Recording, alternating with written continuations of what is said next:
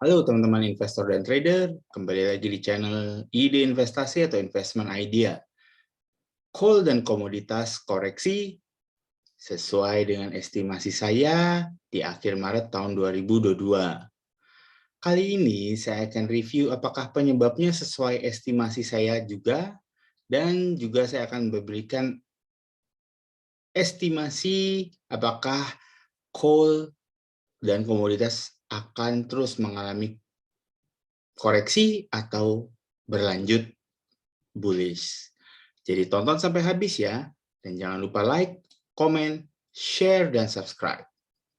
Coal dan komoditas koreksi 20 Juni 2022. Semua sesuai prediksi sejak Maret tahun 2022. Yuk kita mulai.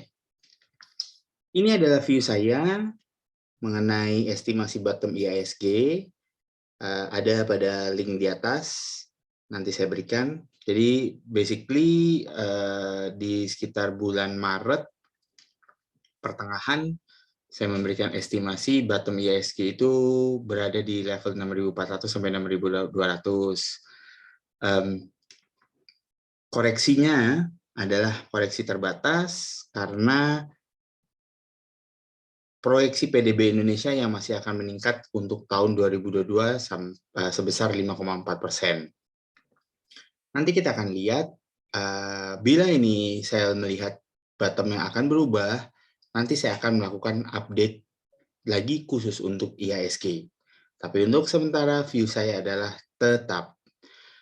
Sebenarnya nanti saya akan bahas, sebenarnya target di level ini itu sudah tercapai, yaitu ini adalah level koreksi sebesar 10%. Karena pada saat saya estimasi IHSG puncaknya bukan di 7.065, tetapi berada pada sekitar level 7.288 dan IHSG koreksi sampai dengan 6.500. Jadi target 10% sebenarnya sudah tercapai, tetapi nanti saya akan bahas lebih detail mengenai IHSG khusus. Oke, saya sharing ke teman-teman. Ini adalah berbagai saham komoditas energi yang ada di IHSG yang tercatat oleh saya. Nah, untuk yang saya kasih tanda merah, ada posisi harga saham per 17 Juni yang masih di atas pada saat saya memberikan tanggal rekomendasi netral saya pada 30 Maret. Jadi saham-saham tersebut adalah ada BRMS, Medco Elsa, ITMG, Adaro Indi, Inco, BRMS, dan Pegas. Komoditas energi view kami di April 2022, sedikit flashback ya, ini videonya, nanti teman-teman saya kasih linknya di atas, adalah view kami adalah netral. Netral kenapa? Karena sejak tahun 2007 sampai 2021, komoditas tidak pernah mencapai peaknya selepas bulan April. Kemarin memang ada beberapa saham yang berhasil nembus ke atas, yaitu ITMG, Adaro, ya, tetapi itu lebih karena mereka membagi dividen yang cukup besar ya. Dan PTBA, saya melihat peak-nya terjadi selepas bulan April. Ya, jadi 3 saham itu ITMG, Adaro, dan PTBA adalah mencapai peak-nya selepas bulan April karena mereka membagi dividen yang jumbo. Nah, netral ini artinya bukan saya melakukan selling, tetapi saya tidak melakukan overweight terhadap saham-saham ini. Karena meski harga minyak bumi, coal, tin, nikel, dan futures diproyeksikan akan naik selama tahun 2022, saya meyakini tahun 2022 akan mengalami puncaknya. Nanti kita akan lihat di laporan keuangan untuk dapat teman-teman lihat bersama. Oke, ini view saya overweight di 2020 sejak April, kemudian saya rubah dari overweight menjadi netral di April 2021, kemudian netral sejak Januari 2022, dan saya mempunyai view bearish untuk tahun 2023. Kenapa saya bisa dibilang sedikit ahead of the curve atau mendahului pasar dalam melihat semua ini? Nah, ini teman-teman saya mau sharing adalah untuk mengetahui apa yang terjadi ke depan, kita harus mengetahui apa yang terjadi di belakang. Jadi, to know the future is to know the past. Ini saya quote dari sebuah perusahaan Future 10 namanya. Oke, netral untuk 2022 alasannya. Pertama, Fed Fund Rate yang akan dinaikkan sampai dengan 7 kali. Estimasi sampai dengan 1,75% di 2022. Jadi alasan ini udah saya berikan di bulan Maret.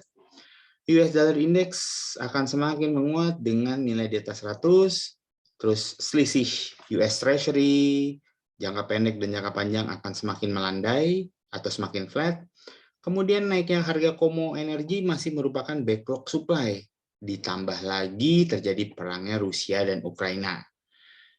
Oke, jadi ya, inilah netral view kami untuk tahun 2022 ini. Oke, ini semua nanti akan ada kita lihat di slide berikutnya apakah sesuai dengan estimasi saya. Fed Fund Rate view di March 2022. Ya, teman-teman bisa lihat mempunyai target kenaikan 1,75% sampai dengan 2% di tahun 2022 ini, dan nanti di tahun 2023 mempunyai target di level sampai dengan 2,5%. Nah, tapi level 1,75% itu sudah tercapai pada kenaikan di bulan Juni kemarin.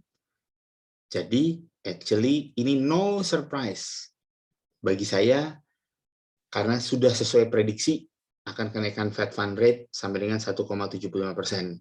Sebenarnya ada view lagi bahwa Fed Fund Rate ada kemungkinan dinaikkan lagi sampai dengan 2%. Dengan recent development yang ada sekarang atau kejadian yang ada sekarang di mana Amerika benar-benar harus mulai agresif, harus sangat agresif menaikkan suku bunganya untuk menurunkan inflasi, maka besar kemungkinan Fed Fund Rate akan kembali dinaikkan sebesar 0,75%. Nah, itu adalah merupakan sebenarnya target Fed Fund Rate di tahun 2023. Tetapi apa boleh buat, memang the Fed atau Bank Sentral Amerika harus cukup agresif di dalam melaksanakan hal tersebut. Nanti kita akan lihat apa sih sebenarnya impact-nya terhadap Fed Fund Rate. Kok kita ngomong coal dan komoditas, tapi kok kita ngomong Fed Fund Rate, nanti kita akan lihat korelasinya. Kemudian di Maret, nih panah ini ya masih pada level sekitar 97,5 waktu saya ngebuat video. Saya estimasi bahwa US Dollar Index akan bergerak menuju di atas 100. Nah, hari ini sudah kejadian. US Dollar Index akan sudah bergerak di atas 100 dan mungkin akan menguat lebih akan lebih naik lagi ya. Karena ya itu tadi, ada rencana bahwa The Fed akan menaikkan suku bunganya kembali. Dan kenaikan US dollar sebesar sampai dengan level 105, ya, ini adalah kenaikan US dollar tertinggi selama 21 tahun terakhir. Ini juga adalah sesuai dengan prediksi saya, yaitu US dollar index ada di atas 100. Kemudian, nah ini yang penting yang teman-teman harus cermati. Selisih antara US Treasury atau SUN yang Amerika tenor pendek dengan tenor panjang. Ya, seperti tadi di list bahwa akan terjadi, pada video saya menjelaskan pada saat keadaan di sini saya bilang ini adalah keadaan yang temporary. Kemudian benar market naik lagi, tetapi saya menyatakan di view call bahwa selisih antara tenor pendek dengan tenor panjang untuk SUN Amerika itu akan semakin melandai. Sebenarnya apakah artinya itu?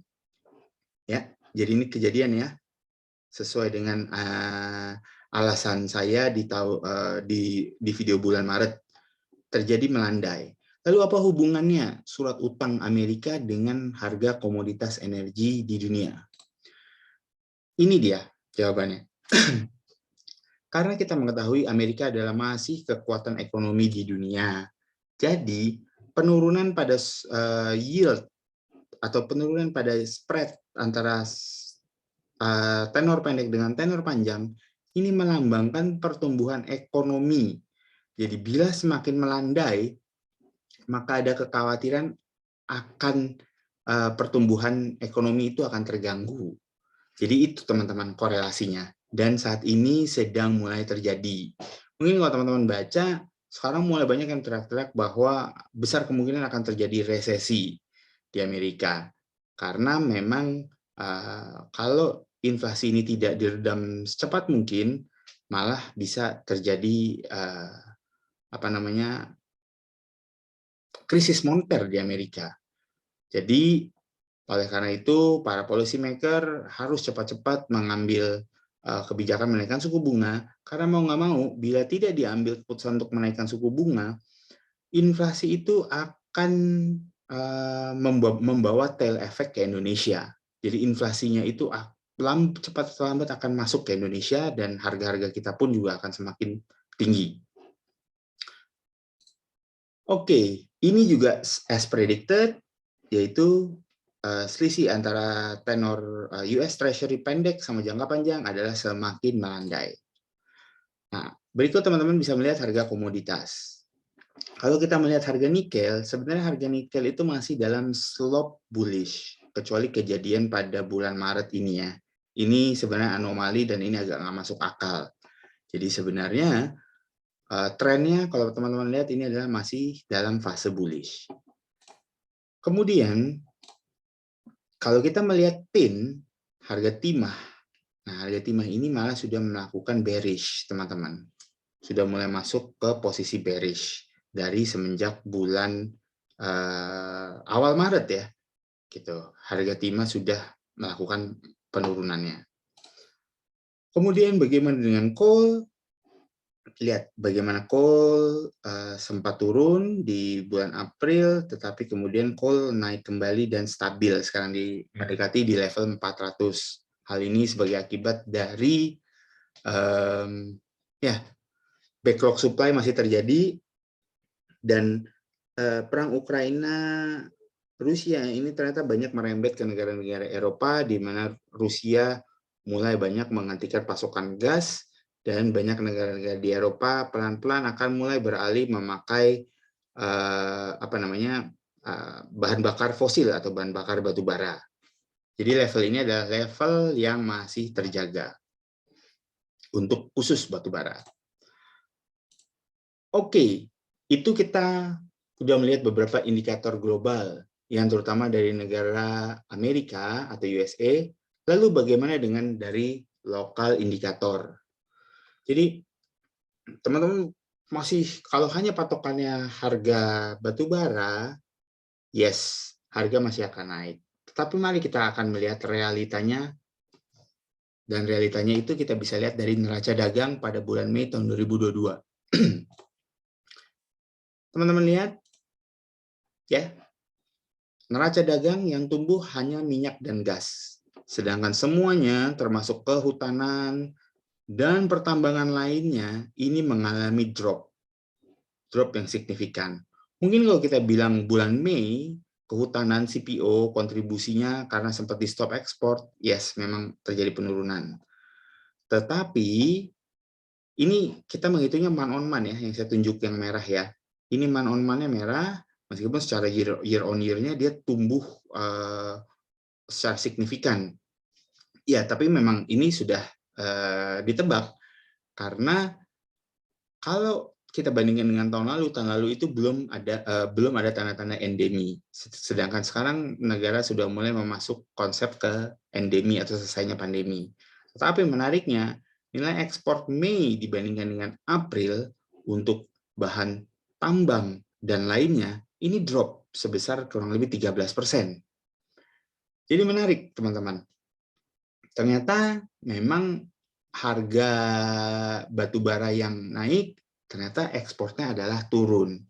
Saya menilai ini adalah sebuah anomali yang biasa, dikarenakan memang ya kita mulai memasuki musim panas. Jadi permintaan itu akan semakin banyak, bukan semakin banyak, permintaan itu seharusnya terjadi penurunan.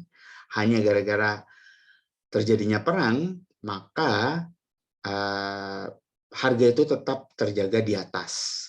Tetapi, ya ini patokannya. Ternyata apa yang saya suggest di bulan Maret untuk netral, sudah terjadi di bulan Mei, ekspornya yakni mengalami penurunan. Oke, ini dari lokal. Kemudian, bagaimana sih respon Bank Indonesia terhadap kenaikan suku bunga di Amerika? Sepertinya terlihat bahwa inflasi masih di bawah 4%, ini merupakan salah satu patokan BI.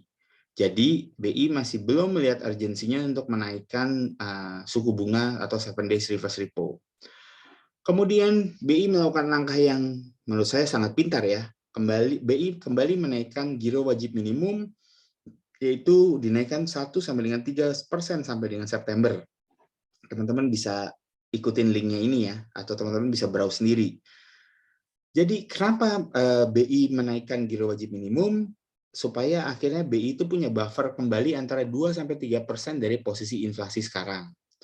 Simpelnya gini, apa bedanya GWM dengan 7 days reverse repo? Kalau GWM itu adalah giro wajib minimum, itu bank yang harus menyetor uang ke BI.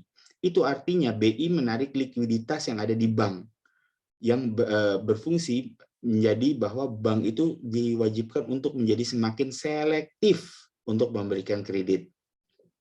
Sedangkan kalau BI langsung menaikkan 7 days reverse repo, itu impact-nya akan langsung kepada masyarakat.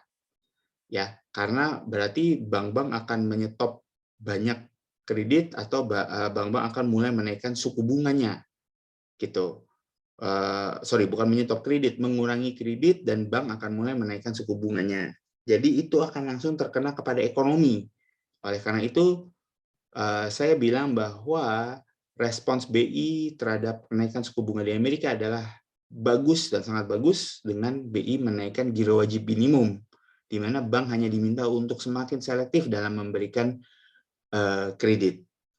Tentu efeknya ada juga terhadap inflasi di Indonesia, akan tetapi efeknya lebih pelan daripada kalau BI menaikkan 7 days reverse repo.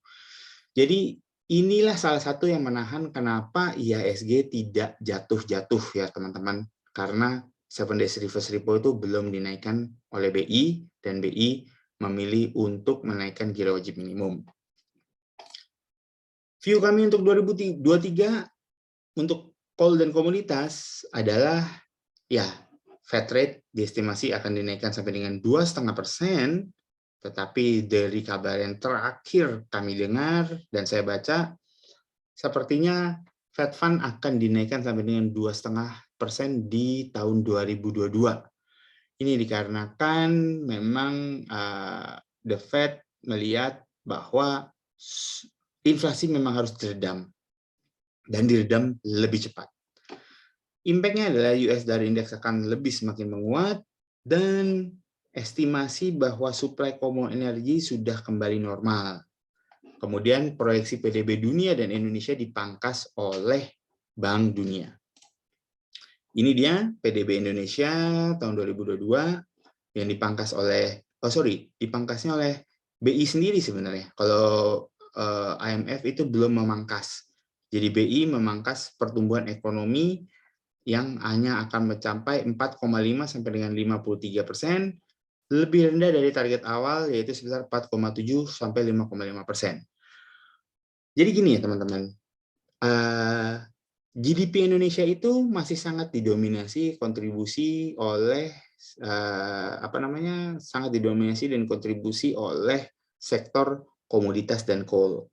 Jadi bila ada pemangkasan proyeksi PDB Indonesia itu berarti bahwa akan mulai terjadi penurunan pendapatan devisa dari sektor tambang. Seperti itu. Tetap tumbuh, tetapi tidak sesuai dengan proyeksi awalnya. Jadi itu dasar kami untuk memilih netral pada kuartal kedua. Ya, ini dia. Estimasi PDB Indonesia dipangkas oleh Bank Indonesia, dikarenakan IMF turut juga memangkas PDB dunia dari 6,1% menjadi 3,6%. Tetapi IMF belum memangkas PDB-nya Indonesia. Jadi baru Bank Indonesia sendiri yang memangkas PDB-nya Indonesia. Oke, ini dia. Jadi view Komo Energi dan Coal di 2022, puncaknya harga global masih saya lihat akan terjadi di kuartal 3 atau kuartal 4. Ini lumrah. Kemudian penurunan harga pada saham Komo dan Energi hanya bersifat sementara karena target full year 2021 sudah tercapai. Kemudian penurunan harga saham Komo dan Energi dikarenakan saya melihat adanya rotasi sektor yang dilakukan oleh fund manager di IHSG. Jadi tenang teman-teman, nggak usah takut, nggak usah panik. Apabila teman-teman masih ada pembelian di harga tinggi, karena saya melihat ini masih bersifat sementara, meskipun di tengah agresifnya The Fed untuk menaikkan suku bunga, saya melihat penurunan harga saham hanya bersifat sementara, karena itu hanya bersifat konsep valuasi saja. Tapi seharusnya nanti full year 2022 masih akan bagus. Nah, karena kita melihat karena kita tadi sempat membahas mengenai fiscal year 2022, mari kita sedikit review ya mengenai financial statement coal dan coal related juga komoditi yang ada pada kuartal pertama tahun 2022 kemarin. Di sini saya tidak akan membahas PBV, PER, ROE, dan lain-lain. Saya mau mencoba menjelaskan secara simpel apa yang teman-teman harus lihat dan teman-teman bisa mengambil kesimpulan dari summary yang saya berikan mengenai financial statement ini. Oke, saya selalu pendekatan saya adalah pendapatan, ya, pendapatan dikurangin beban-beban akan menghasilkan operating profit. Jadi saya tidak melihat net profit. Saya lebih sering melihat operating profit. Teman-teman bisa melihat bahwa kalau secara year on year, ini beberapa perusahaan ini tumbuhnya gila-gilaan. Ada 74% untuk pendapatan, kemudian Indot ITMG dia tumbuh sebesar 121%. Tetapi ada yang menarik untuk teman-teman lihat. Secara kuartal per kuartal tahunan. Jadi saya bandingkan nih antara kuartal 2022 saya bandingkan dengan kuartal pertama tahun 2021. Teman-teman lihat bahwa sudah mulai terjadi penurunan. Ini secara persentase wise ya. Jadi antara kuartal 4, hasil kuartal 4 dibandingkan dengan hasil kuartal 1 sudah mulai masuk ke nilai negatif. Ini artinya bahwa ya teman-teman harus ingatnya gini. Di kuartal pertama itu harga batu bara sampai menyentuh level 300 ya teman-teman ya. Jadi yang harus dipahami adalah ya kenapa hasilnya bisa lebih turun secara kuartal per kuartal bila dibandingkan dengan tahun 2021. Ingat, kita ngelihatnya adalah percentage wise, bukan nilai realnya. Jadi di sini teman-teman bisa melihat bahwa bila dibandingkan secara per kuartalan dalam tahunan, coal ini sudah ada mulai penurunan. Tapi ini secara kuartal per kuartal. Oke, inilah salah satu dasar alasan saya untuk melakukan netral terhadap posisi coal, komoditas, dan bahan tambang lainnya. Oke, nih sudah dijelaskan. Jadi penurunan secara kuartalan itu menandakan peak penjualan itu sudah mulai terjadi. Ya, teman-teman, itu harus teman-teman pahami. Jadi saya nggak mau ngebahas ROE, ROA, PBV, PER. Ini cukup teman-teman melihat dari sini. Nah, ini alasan saya kenapa saya melakukan netral terhadap komoditas, tambang, dan coal dan energi. Kemudian sama yang terjadi pada Bukit Asam. Nah, sama teman-teman, secara kuartal per kuartal dibanding tahun 2022 dibandingkan tahun 2021 mengalami penurunan yang lebih signifikan. Nih, kalau teman-teman lihat PTBA di kuartal pertama tahun 2021 turun 11%, di kuartal pertama tahun 2022 turun sebesar 17% secara kuartalan. Kemudian juga Indika Energi, di mana pada kuartal pertama dia membukukan 33,7%, sekarang secara kuartalan Indika Energi mulai mengalami penurunan sebesar 8%. Begitu juga pada operating profit dan loss-nya. Ya, jadi ini adalah sebuah sign bahwa peak penjualan baru mulai terjadi ya teman-teman ya. Tapi belum benar-benar impact signifikan. Nah, yang menarik adalah, oke, ini juga nih, Delta dunia sebagai correlated, dia mengalami impact yang sama. Pendapatan secara kuartal per kuartalannya masih tumbuh, ini bagus, tetapi kalau dari operating profit-nya adalah dia mengalami penurunan yang cukup signifikan, yaitu sebesar minus 66%. Tapi ini perbaikan, karena kalau kita melihat DOIT itu pada kuartal pertama tahun 2021 mengalami penurunan sebesar minus 95%. Jadi tahun ini adalah tahun perbaikan bagi DOIT. Oke, kemudian kita sekarang masuk ke nikel dan tin. Yang menarik, ini juga terjadi hal yang sama, bahkan saya agak lebih kaget ya dengan hasil yang dicapai oleh Vale atau Inco Indonesia. Pendapatannya itu hanya tumbuh sebesar 12%, teman-teman. Sedangkan secara perkuartalan, kuartal per kuartal, dia mengalami penurunan 11% lah kita anggap. Jadi menarik, dengan harga nikel yang sempat selangit, ternyata pendapatannya Inco itu hanya tumbuh 12,07% secara tahunan. Wow, itu saya cukup kaget sih untuk hal itu. Dan untung analisa saya untuk saya bilang netral kepada komoditas benar-benar terjadi. Kalau teman-teman perhatikan, kita beralih ke Harum ini masih bagus, tapi pendekatan saya memakai net profit atau bottom line, bukan operating. Karena nature-nya teman-teman harus memahami bahwa Harum ini sekarang sudah mulai divaluasi sebagai perusahaan nikel, di mana dia berhasil mengakuisisi Nickel Mines. Jadi bisa dikatakan laba dari hasil investasi itu akan masuk di luar laba operasi. Oleh karena itu saya memakai pendekatan dari bottom line, bukan operating profit. Harum ini masih mempunyai potensi yang baik overall, tapi mungkin saat ini turun karena harga nikel juga cukup melandai ya, saudara teman-teman. Jadi ditakutkan bahwa hasil yang dibukukan oleh Nickel Mines juga lumayan turun.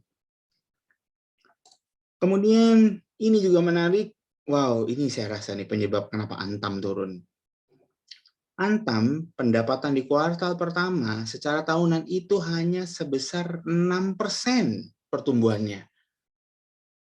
Wow, menarik. Jadi, dan secara kuartalan Antam turun seperti yang lainnya, tapi turunnya sudah semakin dalam dibandingkan kuartal pertama tahun lalu. Ya, teman-teman lihat nih. Kalau di tahun 2021 kita melihat dia sebesar 1,34% minusnya untuk secara kuartalan, tapi tahun ini di tahun 2022 Antam turun sebesar 18,6% secara kuartalan. Meskipun secara secara operating profit mereka tumbuh besar. Cuman perbedaannya menjadi seperti ini. Kalau pendapatan mereka adalah tidak tumbuh signifikan, itu berarti bahwa mereka hanya mendapatkan, perbandingannya gini, bila pendapatan tidak tumbuh signifikan, tetapi laba operating itu bisa tumbuh signifikan, itu berarti mereka mengalami kesulitan penjualan. tetapi mereka bisa melakukan efisiensi dari hasil penyesuaian harga penjualan. Gitu yang teman-teman harus pahami. Kenapa pendapatannya rendah secara year on year, tetapi secara year on year keuntungannya itu bisa tinggi, yaitu tadi. Jadi fix variabel yaitu gaji dan lain-lain itu tetap, tetapi mereka itu bisa menaikkan harga jualnya. Makanya mereka bisa untung sebesar 100%. Nah, tapi ini yang harus di-highlight. Jadi teman-teman harus melihat, wow, pendapatannya hanya tumbuh 6%. Tapi keuntungannya adalah secara tahunan dia berhasil membukukan sebesar 100%. Nah, ini yang teman-teman harus lihat. Makanya Antam dibuang oleh fund manager atau oleh para investor. Timah ini bagus sebenarnya hasilnya ya. Mengalami perbaikan sebenarnya tetapi harga timah turun. Jadi memang ditakutkan akan mengganggu hasil laporan keuangan pada kuartal-kuartal berikutnya. Tapi konsepnya sama, bila secara kuartalan tahunan, jadi kuartal tahunan itu turun, maka ini menandakan peak penjualan sudah mulai terjadi. Teman-teman. Kemudian others metal, yang lagi heboh, saya ingin membahas MDKA dan Bumi Resources Mineral. Ya, sebenarnya sama problemnya. Secara kuartalan mulai mengalami penurunan, ya. Teman-teman bisa melihat MDKA di kuartal pertama tahun 2021 dia mencatatkan 485%. Kemudian pada kuartal pertama tahun 2022 ini dia hanya mencatatkan penjualan sebesar 4%. Begitu kita masuk ke net profit akan semakin drop. Jadi mungkin yang bisa dilihat oleh teman-teman gini. Pertanyaannya gini, lalu kenapa MDKA bisa terus naik dibandingkan Antam atau yang lainnya? Jadi saya melihat kenaikan MDKA ini bukanlah valuasi fundamental, tetapi karena adanya corporate action yang dilakukan oleh perusahaan. Gitu. Jadi hati-hati bagi teman-teman yang memegang MDKA, karena kenaikan MDKA itu sebagai akibat dari corporate action dan bukan dari fundamental. Yang menarik adalah Bumi Resources, ya, dia memang benar-benar melakukan perbaikan hasilnya. Tapi saya nilai juga, tadi saya sempat membaca laporan keuangannya, coba teman-teman juga bisa bantu koreksi saya. Menurut saya kenaikan atau perbaikan pendapatan maupun keuntungan yang dialami oleh Bumi Resources ini tidak melambangkan harganya saat ini. Yaitu artinya harga saat ini masih kemahalan. Jadi saya lebih melihat bahwa kenaikan dua emiten ini, MDKA dan BRMS, adalah yaitu tadi adanya corporate action. Seperti teman-teman ketahui, Bumi Resources Mineral ini sudah berganti kepemilikan dari keluarga Bakri yang mengecil porsinya menjadi kepada keluarga Salim. Jadi dua emiten ini adalah emiten yang saya rasa kenaikan harganya adalah berdasarkan corporate action. Meskipun memang kalau saya baca-baca report dan lain-lainnya, prospektus, mereka mempunyai potensi yang besar untuk masa yang akan datang, tetapi pergerakan mereka saat ini lebih ke arah pergerakan dari adanya corporate action. Oke. Nah, jadi nanti ditunggu teman-teman, nanti saya akan ngebuat in-depth mungkin khusus untuk emiten coal dan mana yang dapat kita pilih. Karena ini saya hanya akan di video ini saya hanya menjelaskan review kenapa pandangan saya netral, dan memang beberapa ada yang kejadian, tapi seperti yang tadi saya tegaskan, saya hanya melihat pandangan netral ini hanya merupakan rotasi sektor sementara, di mana saya melihat peak komoditas energi dan coal akan terjadi di tahun 2022. Jadi tunggu video saya berikutnya, karena saya nanti akan mereview mungkin 1 atau 2 emiten coal yang bisa direview. Oke, mungkin ada pertanyaan dari teman-teman, yaitu mungkin kenapa saya nggak nge-review SMMT dan ABMM, karena saya melihat mereka ini adalah company yang baru, baru melakukan turnaround.